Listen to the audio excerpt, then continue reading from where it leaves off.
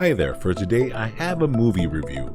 I went and saw Indiana Jones and the Dial of Dementia, so you won't have to go and see it for yourselves.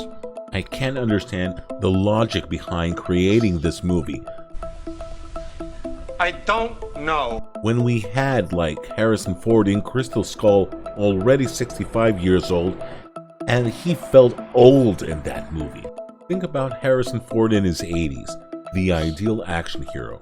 The first 20 minutes, it's a bit bearable, but you gotta de-age Harrison Ford that looks young, but walks like an old man, wearing a diaper.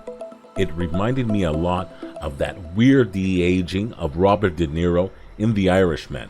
Great movie, but the de-aging disconnects me a lot from the movie.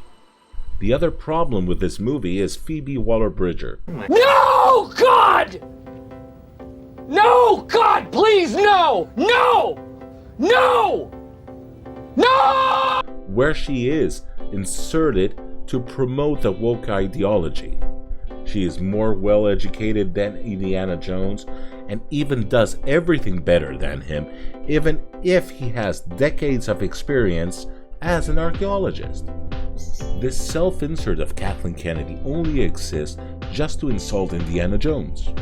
Wherever she has gone, this actor, writer, whatever she is, has destroyed every single IP she has been in, from Solo to Indiana Jones.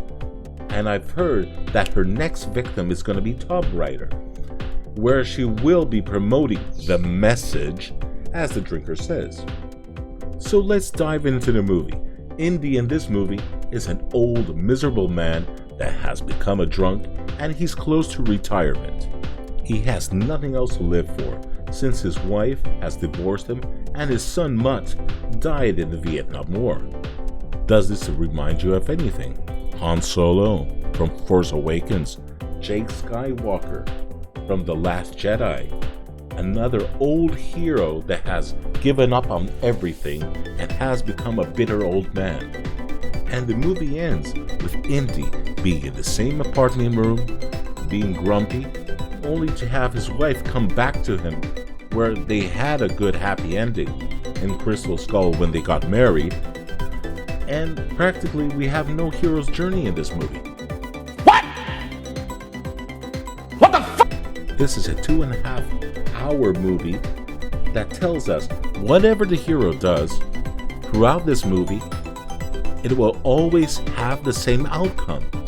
And spoilers here, the Antikythera mechanism can only take you back at one point of time. So whatever you do, you only get to that one outcome. Oh yeah, I forgot also that we got a discount version of Short Round.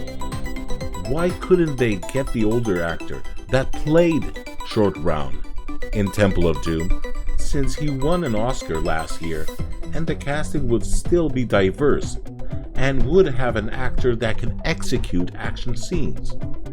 As for the visuals, I cannot understand where the $295 million went, when the special effects looked like they came from a PlayStation 3 game. Even movies from 10 years ago with a lower budget have better visuals than The Disgrace of Destiny.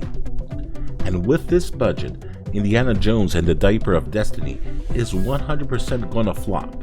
If you check out Mojo box office site, you'll see how bad this movie is doing. The action sequences felt weightless because they were all on CGI. None of them were practical effects.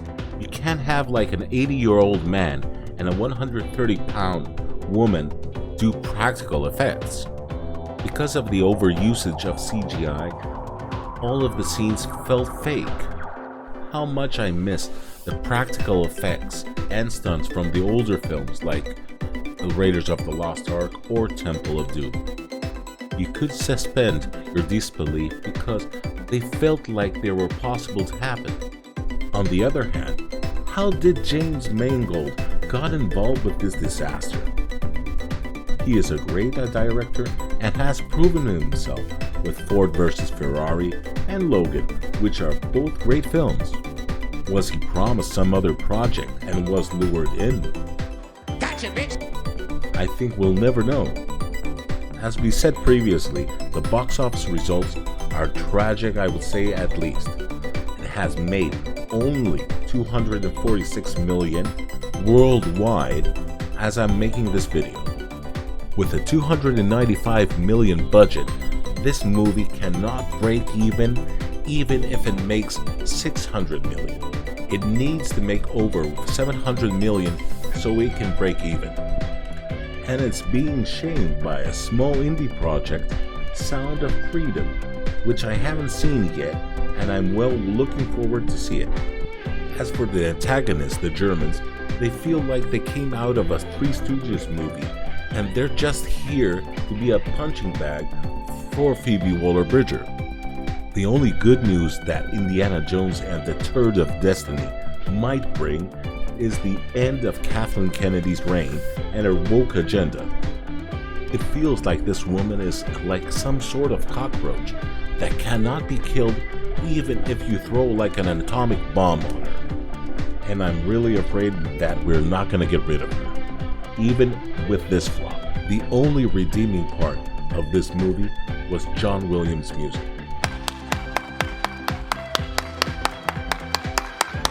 But if I wanted to listen to the soundtrack, I would just buy it and avoid the movie.